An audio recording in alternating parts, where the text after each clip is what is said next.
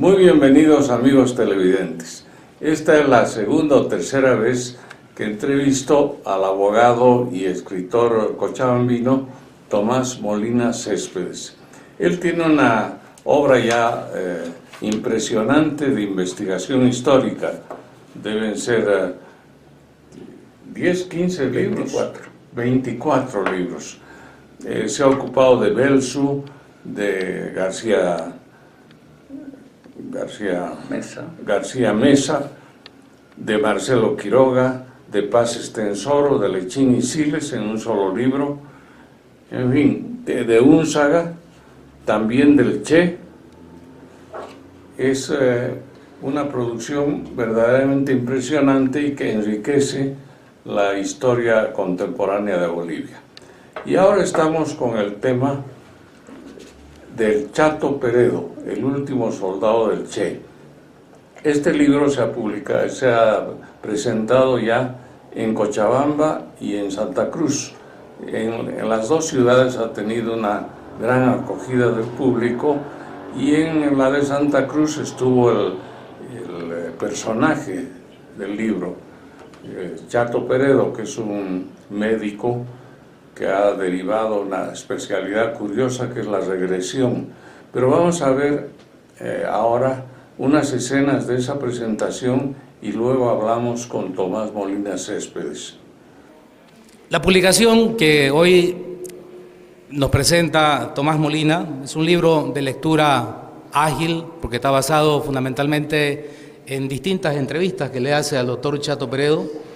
La primera entrevista es del año 2012, ¿no? Y de ahí se sigue una secuencia de entrevistas hasta llegar a la última y séptima entrevista que se hace en el mes de mayo de este año, es decir, hace pocos meses atrás. En todas las entrevistas se saca información valiosa, ¿no es cierto?, de lo que fue la vida política intensa del doctor Chato Peredo, pasajes como por ejemplo vinculados con la organización de la guerrilla de Teoponte, una serie de operativos que ellos organizan, ajusticiamientos, ¿no es cierto?, a personas que habían sido torturadores o represores crueles, como el señor o el coronel Quintanilla en Hamburgo, que muchos de ustedes deben conocer esa situación. El rol de Klaus Barbie, ¿cierto?, un agente del nazismo alemán que se refugió en Bolivia y que tuvo buena acogida. El secuestro de Rockefeller, o de un familiar, perdón, de Rockefeller en la Argentina, efectuado en coordinación con otros grupos guerrilleros que en la época habían, tanto en la Argentina, en Uruguay, en Chile, en nuestro país. Es decir, el libro desnuda una serie de situaciones que lo hacen realmente interesante, y vuelvo a reiterar, es una publicación de lectura ágil, dinámica, basada fundamentalmente en las respuestas que da el doctor Chato Peredo a las preguntas que le plantea Tomás Molina en las distintas entrevistas.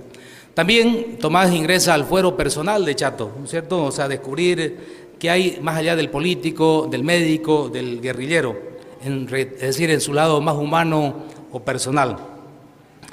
La verdad que también ahí tiene, creo, una vida intensa. Me quedó claro que tiene 10 hijos, pero no me quedó claro cuántas parejas tuvo él, ¿no es cierto?, por esa vida azarosa que él tuvo, porque ahí también afloró, ¿no?, su lado internacionalista, por así decirlo. Lo debo revelar porque ustedes lo van a ver en el libro. Ahora, en la estructura ya de contenidos del libro, Tomás hace primero una introducción, una presentación que contextualiza un escenario mayor, que es el escenario de la Guerra Fría, ¿no es cierto?, esa Guerra Fría, esa polarización mundial que había en la década de los 60, los 70, y que tuvo repercusiones intensas en nuestro país y en los países de la región, y que estuvo vinculada fundamentalmente con planes, ¿no es cierto?, de represión como el Plan Cóndor, pero también con respuestas, ¿no es cierto?, valientes a esos planes de represión, como fueron las juntas de coordinación, los movimientos guerrilleros, los movimientos juveniles que se rebelaron a esas situaciones. Entonces, es un momento de lucha intensa, una lucha sin pausa, sin concesiones, con mucho heroísmo, con mucha entrega de lo más importante que tiene la persona, ¿no es cierto?, su juventud, la vida, la familia, entre otras cosas. Hay una pregunta que, dentro del relato que hace el doctor Peredo frente a las preguntas que le hace Tomás, que creo que de alguna manera me permitió entender mejor, ¿no es cierto?, el objetivo de esta publicación. En la página 116, me van a permitir, voy a hacer una lectura cortita. Le dice Tomás: tú eres el último de los Peredo, porque recordemos que el doctor Chato Peredo ha tenido 2 hermanos que han muerto, uno en la guerrilla, Coco Peredo, y otro saliendo de la guerrilla, que fue Inti, ¿no?, el año 1969, como resultado cabalmente de un operativo de la policía, de los organismos de inteligencia, que rodean el lugar donde él estaba refugiado, no obstante que él solitario ofrece resistencia, pero también es victimado. Entonces, él le dice: tú eres el último de los Peredo, todo lo que me dijiste es importante para conocer la historia de aquella época de violencia que viviste y que quería la compartas con nuestro pueblo. La respuesta de Chato es la siguiente: gracias a vos por la entrevista, por permitirme estas reminiscencias. Tú tienes la habilidad de escribir y tus letras siempre llegarán a mucha gente, así conocerán mi versión. Que a estas alturas de mi vida están despojadas de todo intento de desfigurar los hechos, porque lo que busco y ansío es que la verdad de los hechos sea un legado histórico para la reflexión y acción de nuestro pueblo. Tu sangre era un poema y abrazó su corazón y fue formando con... El título de la obra con que Tomás ha subtitulado su libro dice: Chato Peredo, el último soldado del Che. ¿Es una premonición? ¿Es que de verdad terminaron la utopía? Y fíjense ustedes un detalle que yo, cuando estaba hablando Daniel, estaba mirando al auditorio. ¿Y los jóvenes dónde están? Observen ustedes, miren a su alrededor, por favor. Miremos nuestra circunstancia. No hay más que 1, 2, 3, 4 jóvenes. ¿Hemos cambiado los valores? El joven se preocupa más por su musculatura, por ir al gimnasio o por ir al karaoke. Ya no hay la discusión de los jóvenes en el tema de cuál debe ser el camino por el que tiene que recorrer nuestro pueblo. Y este título con el que Tomás lo califica a Chato es una premonición. Es el hecho de que ya terminó la utopía. ¿Ha concluido? ¿Cuáles son las circunstancias del hombre actual, del joven actual? Yo tuve la experiencia de vivir como muchos, como Daniel y muchos otros que están aquí, de vivir en la universidad y de conducirla a la Universidad Gabriel René Moreno. Yo creo que fuimos uno de los últimos hombres que la conducimos a la universidad por la ruta que debería ser, que le dimos contenido social a nuestras luchas, que le dábamos mensaje a nuestros estudiantes y que vibraban las universidades de Santa Cruz, las aulas de la Universidad Autónoma Gabriel René Moreno con una propuesta de cambio. La pregunta que surge es: ¿será que la democracia nos ha hecho daño? ¿Será que la democracia nos arrebató y nos robó la utopía?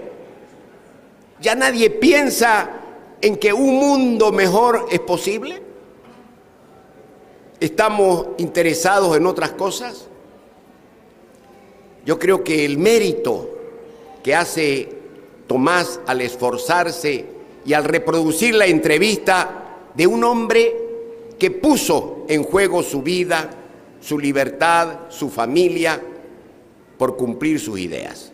Y este texto, queridos amigos, que para nosotros nos es familiar, todo lo que decía y lo que relata Chato y que la ha sintetizado Daniel, creo que le he dejado muy poco al comentario del autor. Entonces, nosotros lo entendemos, porque esto es parte de nuestra circunstancia. Fue parte de lo que nosotros vivimos, desde otro ángulo. Yo no fui guerrillero. Cuando mis amigos marcharon y fueron captados para la lucha, yo tengo un compañero de curso que murió en la guerrilla. Horacio Rueda era mi compañero, del tercer año de la Facultad de Derecho marchó a la guerrilla. Tengo amigos queridos que siendo muy niño nosotros le hablábamos de política, que es Chongo Bush, con su hermano mayor, Oscar, que de revolucionario no le quedó nada, por favor. Hoy es un recuerdo el de Chongo, pero convivimos con ellos. Esa es nuestra generación que tomó un camino. Tengo compañeros como Carlos de Miguel, como mi amigo Edgar Peña Gutiérrez, que tomaron posición, que fueron capaces de una militancia arriesgada. Hay que rendirle homenaje. Yo no acepté. Yo discutí con mis compañeros que me querían captar y les manifesté de que yo era partidario de la lucha democrática. Yo creía en la voluntad y en las masas que la podíamos conducir.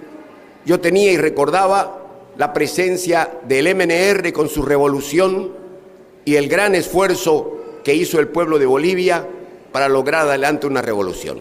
Y de cómo fue derrotada. La historia, de alguna manera, nos ha dado la razón.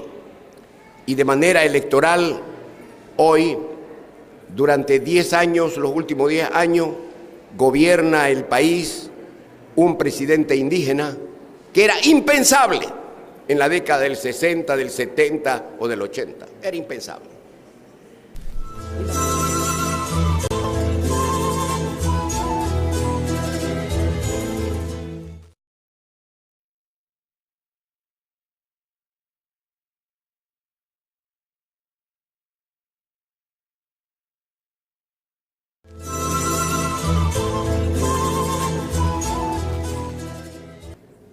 De tu querida presencia, comandante Che Guevara.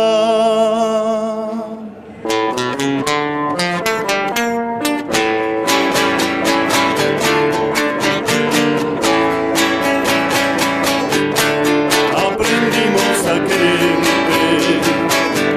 desde la histórica altura.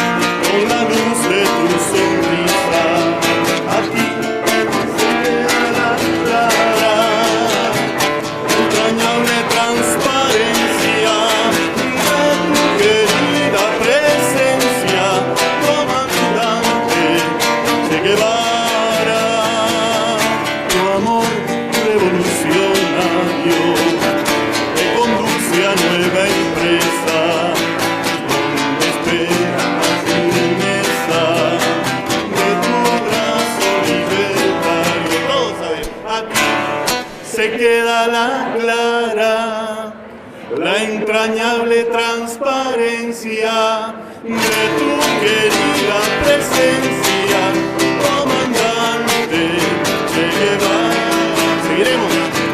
Seguiremos adelante, como junto a ti seguimos, y con Fidel crecimos, hasta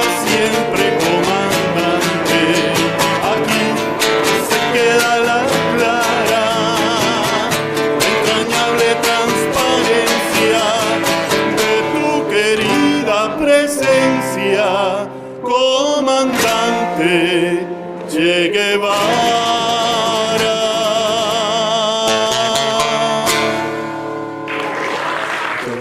Este libro es evidentemente un homenaje del cual me siento profundamente agradecido y honrado, porque no es casual que se haya escrito eso, pero es una distinción especialísima para mí el que hayan escrito algo de mis memorias. Habría que hablar mucho, es decir,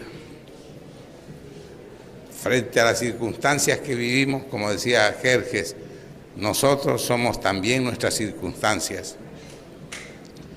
Podríamos hablar y seguir en la tarea de enmendar los errores, porque estamos viviendo un proceso revolucionario y nos preocupa enormemente que este proceso esté amenazado permanentemente por la derecha, a través de la infiltración, a través de actos desesperados, pero no es ni el escenario ni el momento adecuado de una discusión de esa naturaleza. Lo único que podríamos decir es este proceso que estamos viviendo es un proceso porque gracias a la entrega de una generación se abrió el camino. Y ya no era la discusión, o las urnas o la democracia, o las armas o la democracia, porque sin las armas no hubiéramos construido esta democracia.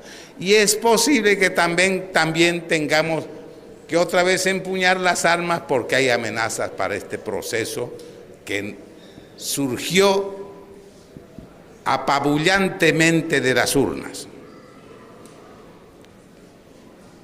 Hay mucha juventud también aquí, y eso es destacable.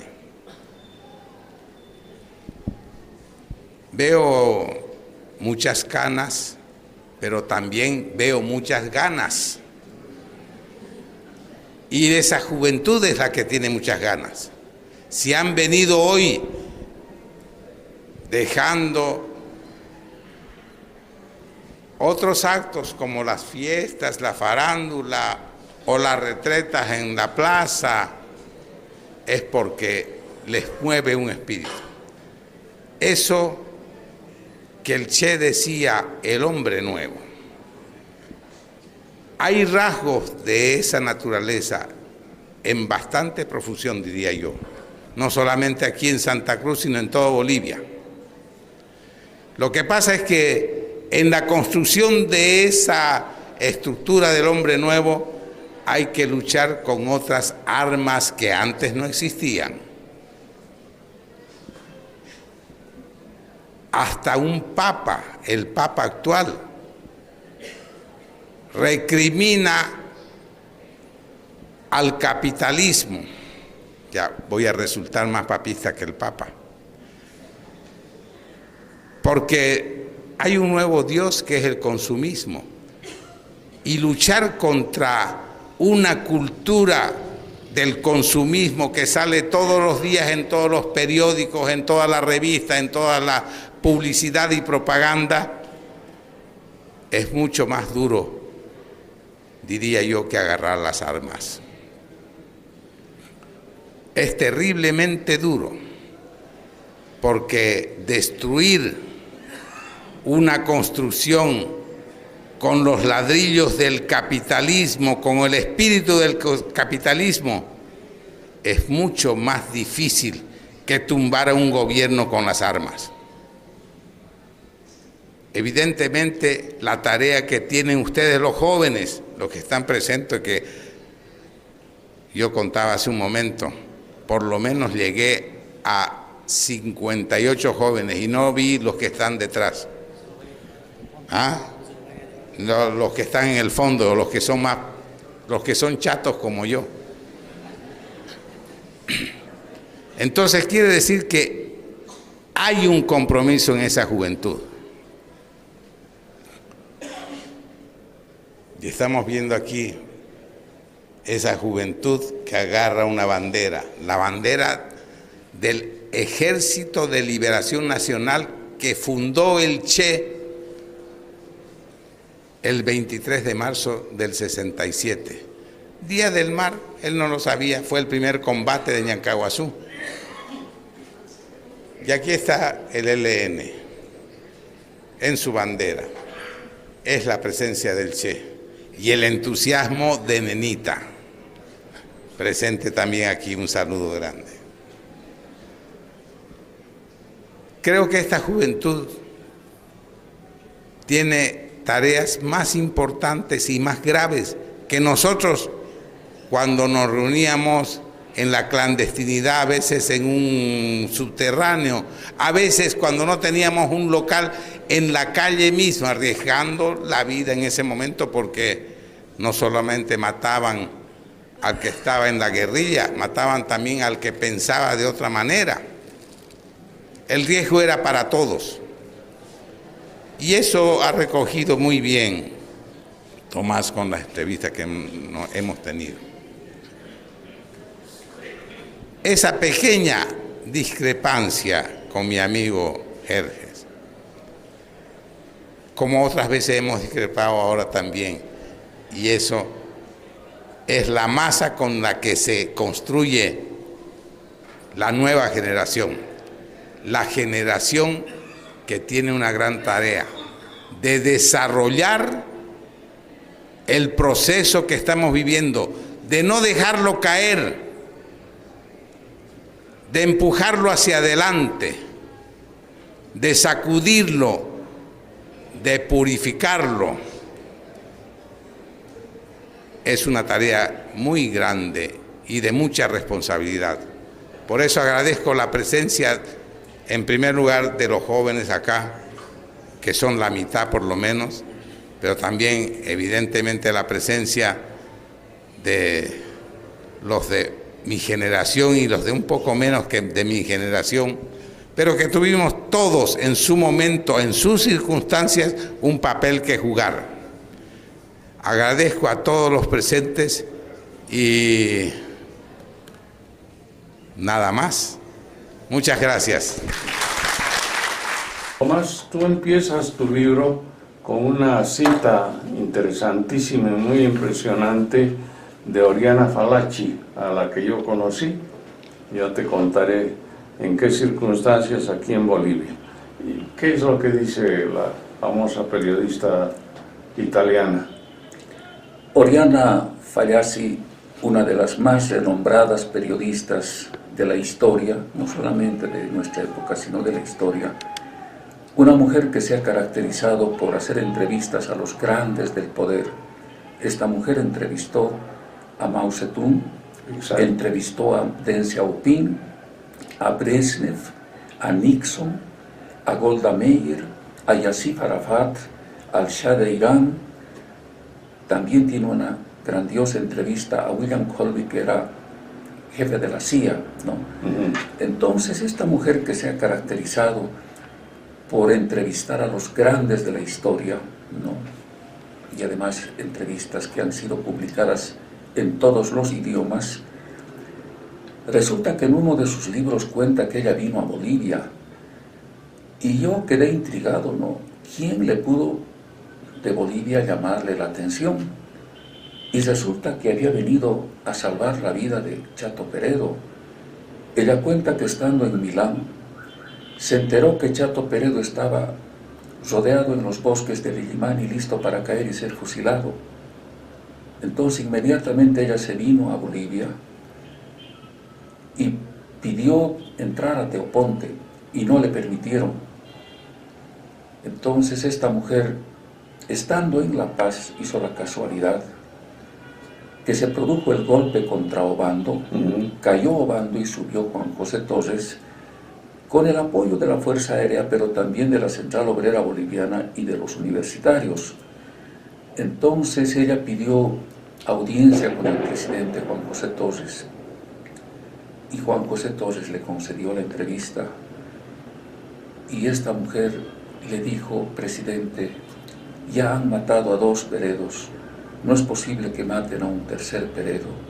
Yo le imploro por la vida de este guerrillero, perdónele la vida.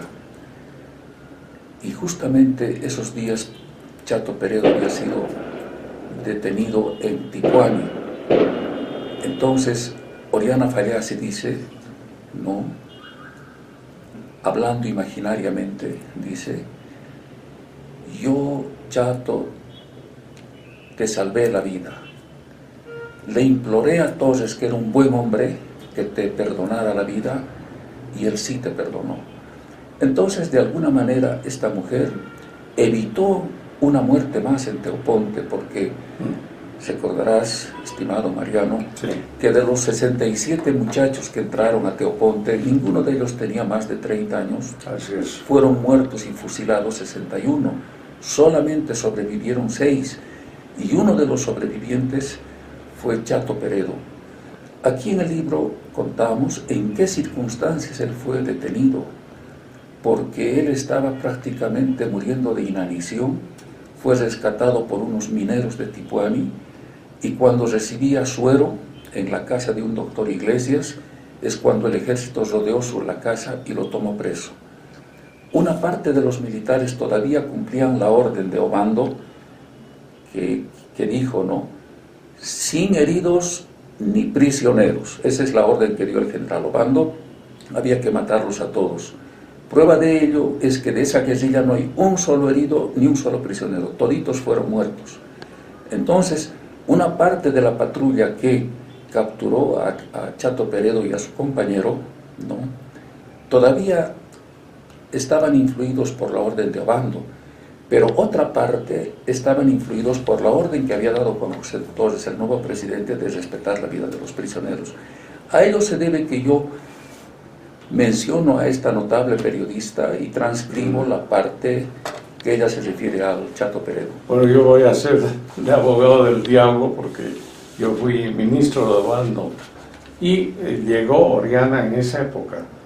Entonces le avisaron que había un periodista que era yo, que estaba el ministro de Educación, me buscó y yo le conseguí una entrevista con Obando. Ella quería ver a Regis Debray y fue en una avioneta del ejército, lo vio, tuvo una conversación con él y se volvió a La Paz. Y estaba también, fue bien impresionada por el general Obando. Ahora, esa orden que tú dices posiblemente la dio el alto mando. No quiero pensar que él personalmente lo hubiera hecho. Como también complicaron a Torres con la muerte del Che, porque era parte del alto mando, ¿no? Sí. Bueno, pero volvamos a tu libro. ¿Cómo escoges tú los personajes históricos? ¿Qué te llama la atención en general? Y en este caso particular, ¿cómo se llama el Chato? Osvaldo Peredo Leigue. Sí. Mira, a mí siempre me han llamado la atención aquellos hombres que han luchado por su ideal, que nunca han claudicado, que no han arriado sus banderas, que equivocados o no, han puesto como aval su propia vida para luchar por su ideal. Esos hombres para mí son valiosos. Y si tú revisas el catálogo de mis libros que está en la contratapa, verás que yo he dedicado, por ejemplo, un libro a Óscar Únzaga de la Vega, otro idealista, claro, ¿no?, que murió por sus ideales, equivocado o no, pero murió por sus ideales. También le dediqué un libro a Marcelo Quiroga Santa Cruz, a quien también considero yo un hombre correcto, un hombre sano, un hombre que luchó por un ideal superior. También le he dedicado un libro a Che Guevara, ¿no?, que es otro idealista. Le he dedicado un libro a Belsu, ¿no?, que también fue muerto por el poder. Entonces verás que a mí me ha llamado la atención esta gente que lucha por principios, lucha por ideales, algo que se ha perdido este momento en nuestro país. En nuestro país, este momento, en mi concepto, los partidos políticos se han convertido en agencias de empleo. Ya no hay ese idealismo del pasado. Por eso es que yo le he dedicado este libro al Chato Peredo, para rescatar algo de esta subida, de entrega al país. Mira, yo, por ejemplo, puedo mencionar su actuación durante el llamado golpe cívico prefectural en Santa Cruz del 2008, cuando ni siquiera el presidente tenía pisada a la plaza principal de Santa Cruz, le prohibieron. Y el único que dio la cara, porque era el único concejal, el único funcionario del MAS en Santa Cruz, era Chato Peredo. Y en esas circunstancias dramáticas, ¿no?, cuando todos estaban contra este gobierno, intentaron matarlo 7 veces. Tiraron una granada a su casa y casi matan a una de sus hijas. Tocaron las campanas de la iglesia para colgarlo. Una turba vino a su casa para asaltar.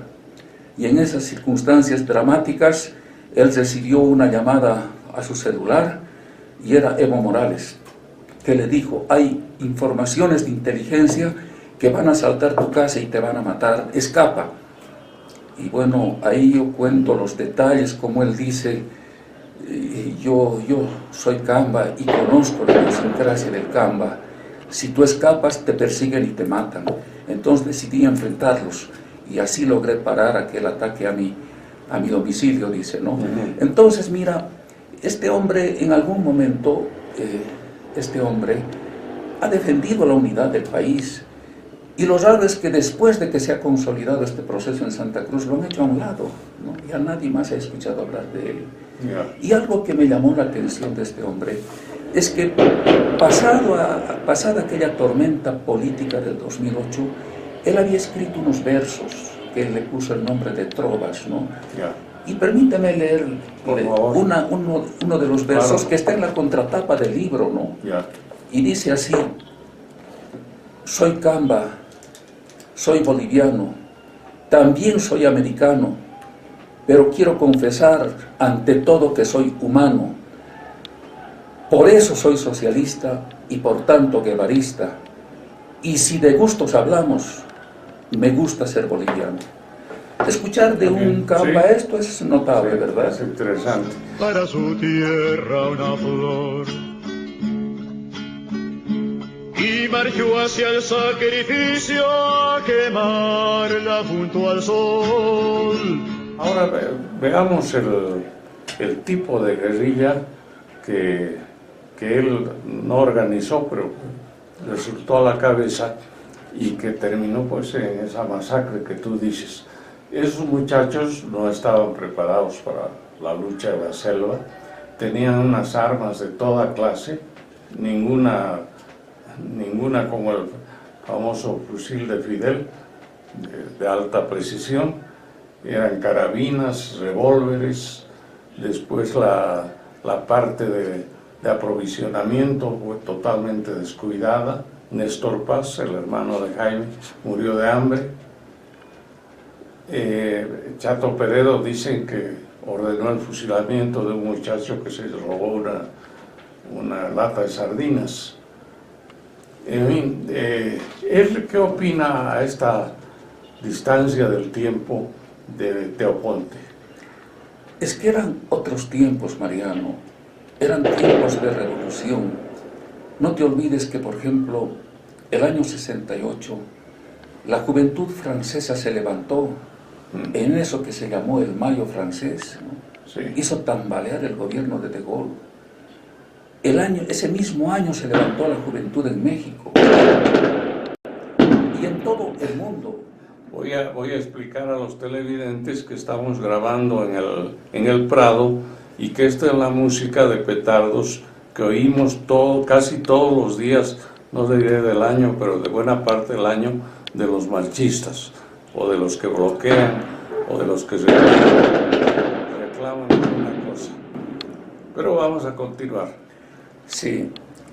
Entonces, yo decía que aquellos años la juventud, sobre todo latinoamericana, fue fuertemente impactada por la guerrilla del Che Guevara, sobre todo aquí en Bolivia, cuando incluso los muchachos que abrazaban las ideas cristianas, que militaban en el Partido Demócrata Cristiano, masivamente se fueron a la guerrilla. A la muerte del Che Guevara sobrevivió Inti Peredo. Sí. Y él poco a poco empezó a reorganizar la guerrilla, la lucha armada en Bolivia, pero inicialmente el gobierno descubrió una casa de seguridad del ELN en Cochabamba y mataron a una era el yerno de Jesús Rodara. Sí, y mataron a una muchacha llamada Rita Valdivia Rivera, cuyo seudónimo de guerra era Maya. Allá ya se descubrió que la guerrilla se estaba reorganizando. Entonces, todos los servicios de seguridad del Estado empezaron a andar detrás de Inti, ¿no? Y exactamente 2 meses después, un 9 de septiembre del año 1969, allanaron un domicilio en la calle Santa Cruz, aquí en la ciudad de La Paz, y allá lo mataron a Inti Peredo, ¿no?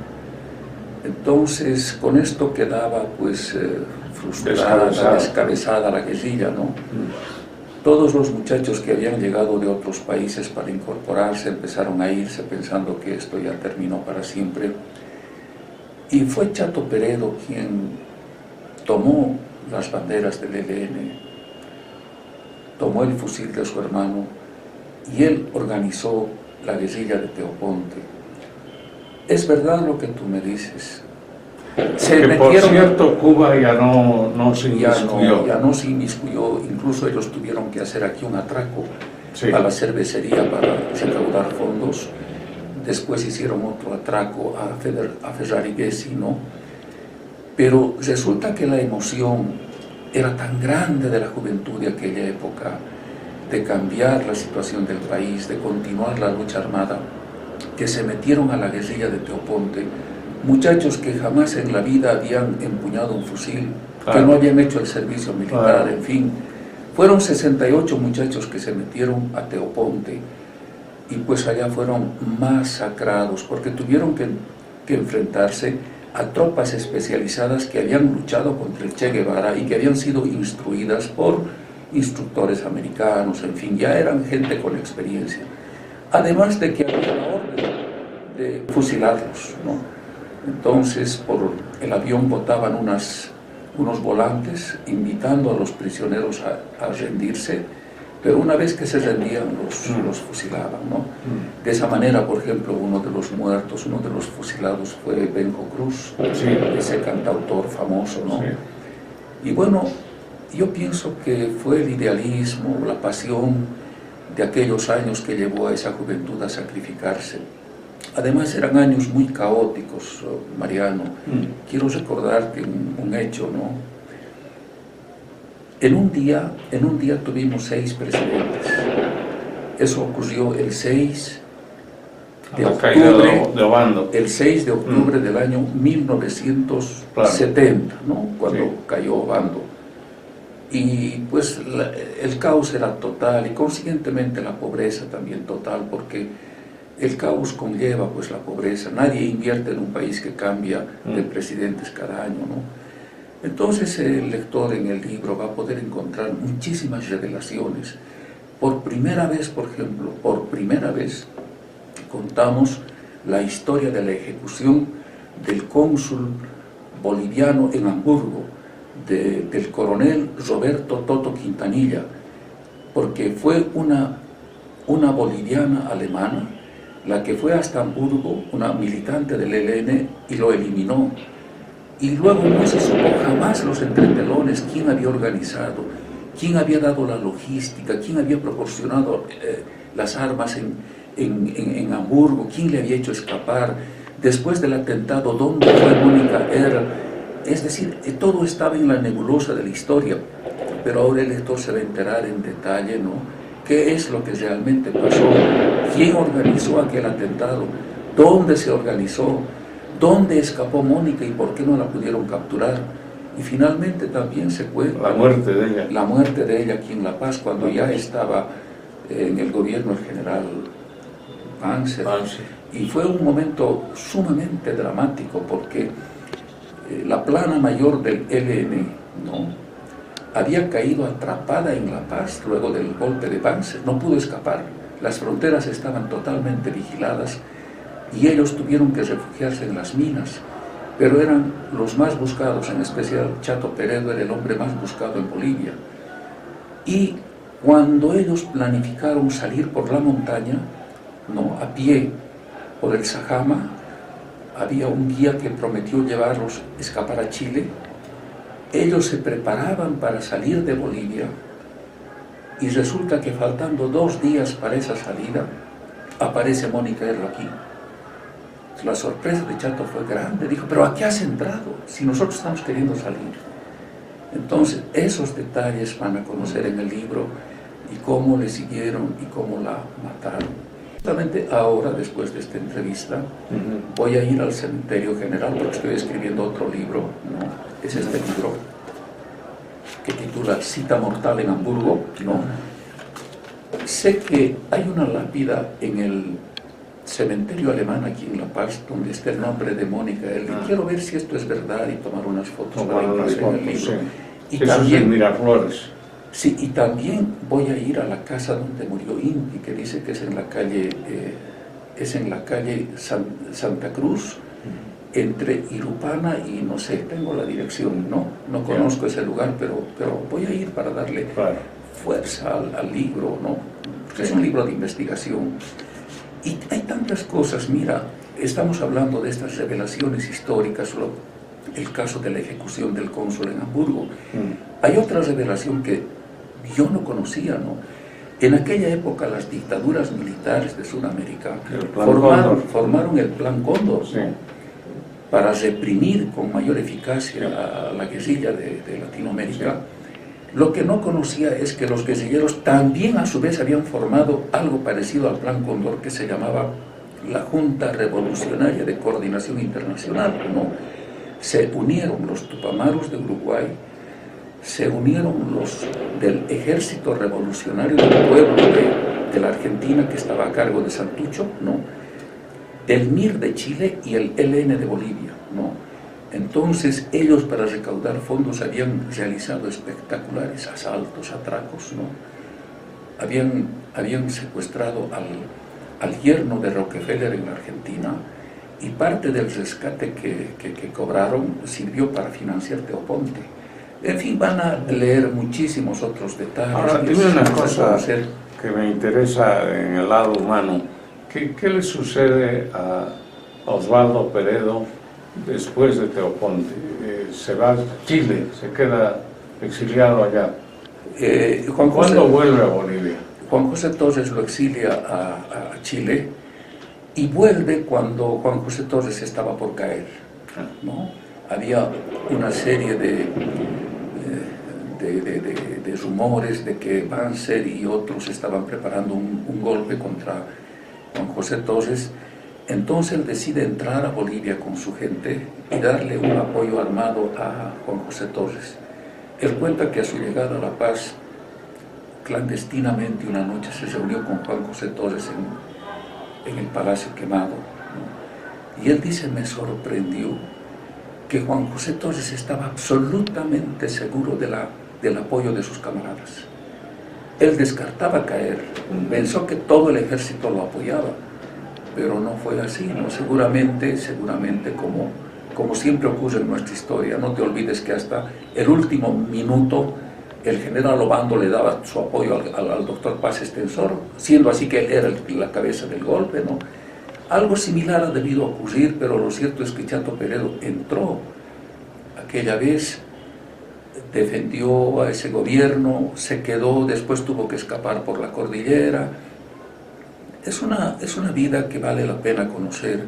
Vivió indocumentado. Él estuvo preso en el Panóptico. Estuvo preso, intentaron matarlo varias veces, ofrecieron recompensa por su vida.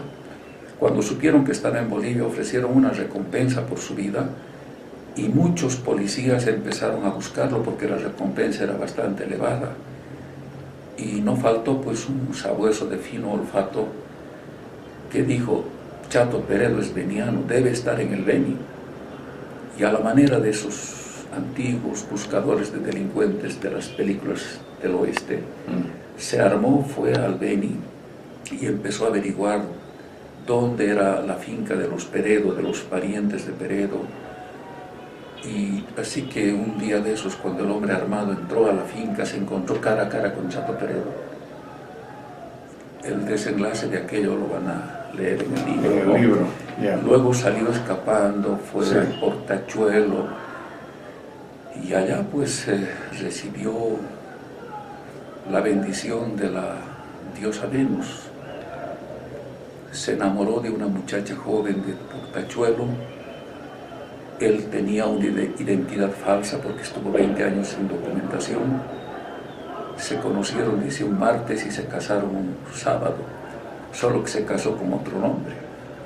Pero como son las cosas de la vida, ese matrimonio parece que sigue durando, así que hay veces que es mejor. No, yo he visto en las fotos que hay varios hijos. Hay varios ¿no? hijos, sí. Varios hijos. Este hombre se ha radicado. Pero tú dices que ha sido injustamente olvidado por el régimen actual.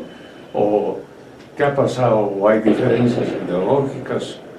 No, es una opinión mía, muy Sí. personal.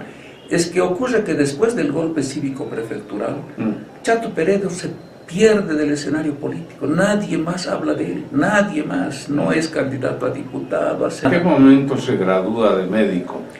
Él se gradúa de médico exactamente el año en el que muere Che Guevara, el año 67. Él se gradúa de médico y viene a Bolivia.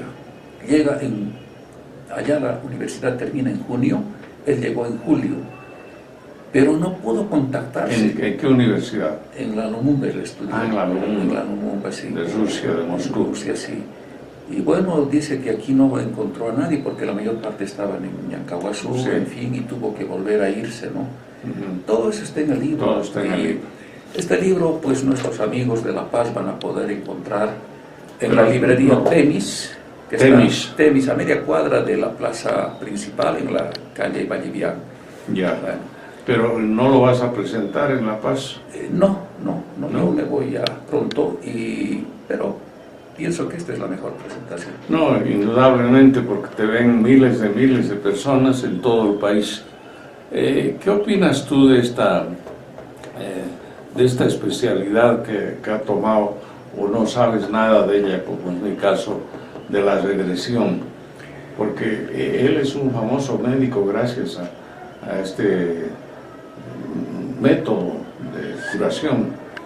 Mira, y yo le pregunté esto a Osvaldo, y tenía que preguntarle, porque él se define como un comunista. Me dice, O sea, un materialista. claro, me dice, yo voy a morir comunista, me ha dicho, ¿no? Entonces en algún momento le dije, no hay una contradicción entre tu posición ideológica y el trabajo que realizas de regresión. Y él me explicó que no, pero me explicó desde el punto de vista marxista, y todo eso está en un capítulo del libro que titula Las regresiones del doctor Chato Peredo. Incluso yo transcribo algunos relatos de ese su libro, porque él ha publicado un libro cuya portada está aquí, ¿no? Donde él explica, ¿no?, su punto de vista de que las regresiones tienen su relación con la ciencia, ¿no?, material, y que no hay contradicción alguna entre... Explicaremos a los televidentes que no estén en el secreto de este método, que el médico, no sé si es algo serio, probado, científico, en las reuniones que hace con sus pacientes, logra que ellos recuerden otras vidas. Sí, ¿no? mira, Otras vidas que habrían vivido. yo le dedico este capítulo, ¿no?, está la portada de su libro, porque él ha escrito un libro con sus experiencias, ¿no? Y el libro titula El camino a casa, ¿no? El camino a casa. Sí, y dice experiencias con la terapia de las regresiones, Ya. ¿no? Y cuenta casos interesantes, ¿no? Tú me has hablado de los libros de gentes que han muerto por sus ideales, pero también tienes algunos villanos, ¿no? Sí, o claro. a los que consideras villanos. Por ejemplo, aquí hay un libro tuyo de hace unos años que es El Triángulo Letal. ¿Por qué los has puesto juntos a Banzer, Lechín y Paz Extensor? Es que yo en este libro trato de mostrar la cara oculta de estos líderes, ¿no?, que la gente no conoce. porque estos se han encargado de ensalzar sus nombres.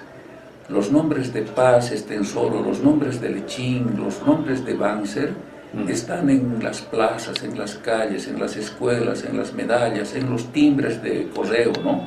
Pero ¿quiénes realmente fueron ellos, ¿no? Yo analizo la cara oculta, la otra historia de esta gente, y permíteme hacerte un breve resumen, ¿no? Al doctor Paz Estenssoro se le llama el estadista del siglo, y sin embargo el estadista del siglo no ha escrito ni un libro. Era un hombre que tenía una pereza mental total. Lo único que se encuentra del doctor Paz en algún lugar, en alguna librería, son sus discursos. Pero el doctor Guevara Arce dice, él en sus memorias, el doctor Guevara Arce, que era una comisión del MNR la que les redactaba sus discursos, ¿no?